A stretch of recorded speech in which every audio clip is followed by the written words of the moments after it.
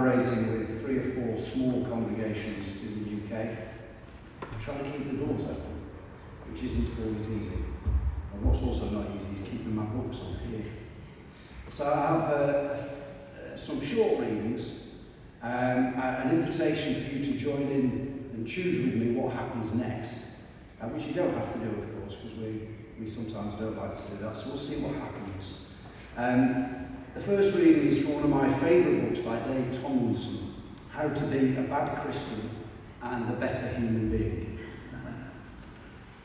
Most of the time, most of us are unaware of this greater reality behind things. We are immersed in the mundane and preoccupied with the outward world. The interior or spiritual dimension remains hidden. God seems absent.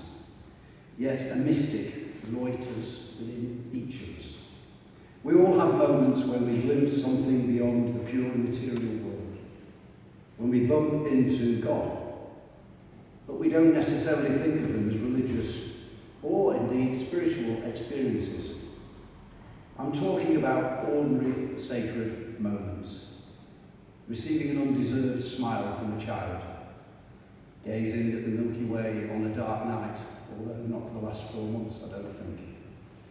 Holding the hand of a dying loved one, gazing at a city that's been cleansed with a fall of snow, weeping over a broken relationship, sipping a cold beer on a summer day, feeling inspired by a new project, hearing a blackbird sing as dusk falls in winter, standing an open grave.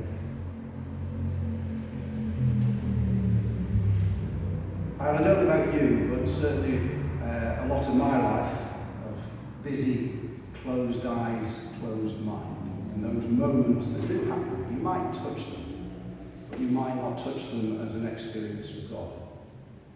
And so it's a great book if you fancy having a little dabble at it. It gives you all sorts of little plays around all of that. And one of the ways that I like to be unclear where God or your touching of spirit appears is to not to know what happens next. So I've got one of those moments now. I use quite a lot of daily readers, and I'd like you to choose which one we'll use today. And so these are your choices. We have Ralph Waldo Emerson, so the American Unitarian writer. I'm sure some of you will know him. It's 19th century, so it's of that language. And it's quite heavy, so if you're in the mood for heavy, you might want to go for that. I've got the Daily Stoic, so the Stoics, ancient, miserable people, I find. But within that general miserableness is truth that you can't disagree with in general. And then the third choice for today is from the Sufi mystic Hafiz, who is one of my favourite writers. That celebrates God in wonderful ways. So I don't really know the best way of doing this. Maybe raise your hands and we'll see which one we choose. So in no particular order, as they say. Any votes for Emerson? Oh, Ralph, that's really sad. I think it might be the writer that I did. And votes for the Stoics. And then votes for Hafiz, the Sufi mystic. Oh, Hafiz wins. Hafiz wins. Excellent.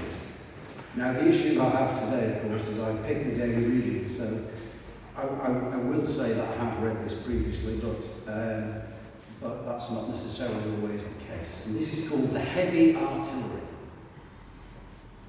Sound said to me, I want to be holy. And I replied, dear, what's the problem? You already are. Then sound quipped back, what do you mean?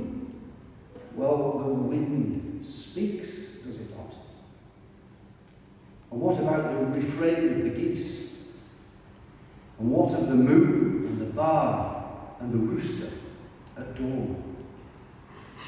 And the chorus from the sea and the rain? And the thunder, is that not all a part of God and thus sacred?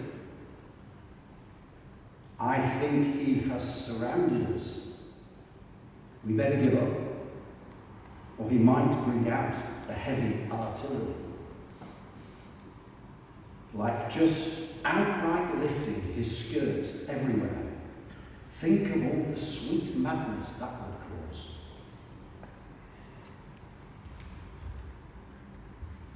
When I read Hafiz, I do, particularly in the UK, like to remind people that Hafiz is always speaking of God and love of God, however we might interpret any of the ways that are represented in the words.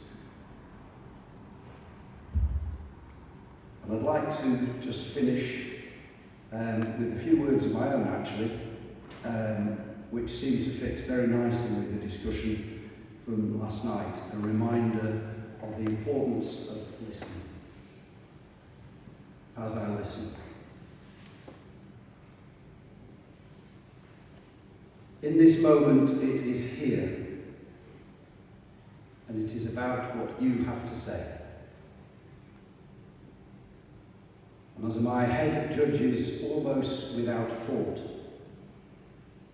my heart reminds me that I am a listener, not a judge.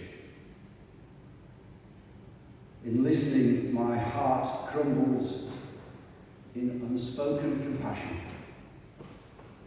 Once I step away from judgment.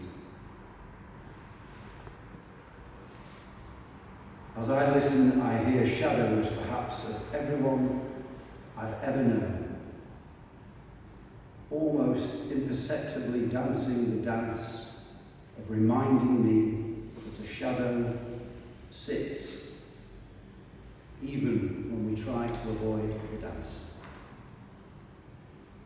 As I listen, my willingness to love is challenged almost into submission. A revelation that how much I love, it is only in listening that love comes to the one who is listened to. As I listen, my silence allows more hope than I ever thought